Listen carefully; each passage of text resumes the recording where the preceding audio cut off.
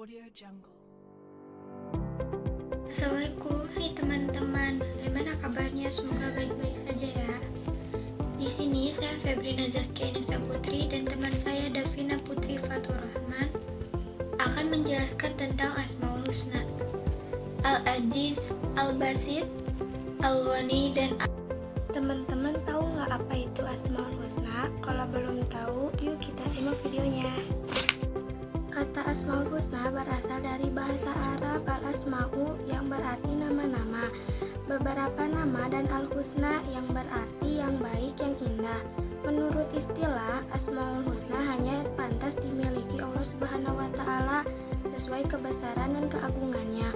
Walaupun ada manusia yang mempunyai nama seperti Asmaul Husna, tapi hal itu hanyalah kesamaan nama saja. Allah berfirman juga dalam surat Toha ayat 18 yang artinya Allah tiada Tuhan selain Dia. Baginya nama-nama terbaik. Dalam hadisnya Allah bersabda, sungguh Allah mempunyai yang nama 99, 100 kurang 1. Barang siapa menghafalnya, maka ia akan masuk surga. Hadis riwayat Bukhari dan Muslim.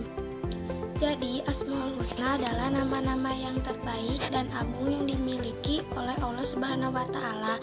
Kita harus meyakini bahwa Allah mempunyai nama-nama terbaik. Beberapa ayat yang menunjukkan keberadaan Asmaul Husna yaitu surat Al-Hasyr ayat 24 yang artinya dialah Allah yang maha menciptakan, memulai, membentuk rupa, baginya ada nama-nama terbaik. Bertasbihlah padanya segala yang ada di beberapa langit dan bumi, dan dialah yang maha perkasa dan bijaksana. pertama adalah Al-Aziz. Al-Aziz adalah nama Allah yang menunjukkan pada pengertian kekuatan, hegemoni, ketinggian, dan mengendalikan. Al-Aziz juga merupakan nama Allah yang menunjukkan keperkasaan Allah Subhanahu wa Ta'ala. Keperkasaan tidaklah mampu diukur oleh manusia ataupun makhluk lainnya. Allah berfirman dalam Quran surat Yasin ayat 1-5 yang menunjukkan bahwa dirinya yang memiliki keperkasaan dan kasih sayang, yaitu Bismillahirrahmanirrahim. Yasin wal Qur'anil Hakim innaka laminal mursalin ala syiratim mustaqim tanzilal azizir rahim, yang artinya, wahai Yasin, Muhammad, demi Al-Quran yang penuh hikmah, sesungguhnya engkau sungguh adalah termasuk para rasul yang berada di atas jalan yang lurus, yang diturunkan oleh Allah yang maha perkasa dan bijaksana. Dalam ayat ini Allah memaklumkan bahwa dirinya yang maha perkasa dan maha bijaksana. Tiada yang bisa mengguli keperkasaan Allah Subhanahu wa Ta'ala. Misalnya dalam menggerakkan matahari di atas kita, Allah maha perkasa untuk menjaganya sampai nanti hari kiamat. Dalam Al-Quran, penyebutan kata Al-Aziz seringkali diiringi dengan kata Al-Hakim atau Ar-Rahim. Misalnya dalam surat Al-Maidah ayat 118, Bismillahirrahmanirrahim. In ta'adibhum abidalika wa in tagfir lahum fa innaka anta azizul hakim, yang artinya, jika engkau mengampuni mereka, maka sesungguhnya engkaulah Al-Aziz dan Al-Hakim, yang maha perkasa dan maha bijaksana. Hal ini menunjukkan bahwa sifat keperkasaan, kekuatannya, sifat maha mengendalikannya senantiasa diiringi dengan kebijaksanaan Allah Subhanahu wa Ta'ala dan kasih sayang Allah Subhanahu wa Ta'ala. Yang kedua adalah Al-Basit. Al-Basit artinya melapangkan rizki.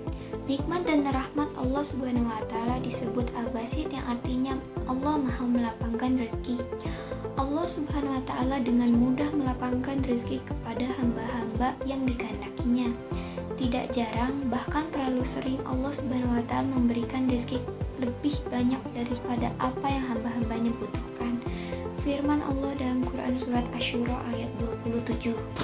Bismillahirrahmanirrahim. Walau basatallahu rizqa li ibadihi labaghaw fil ardi walakin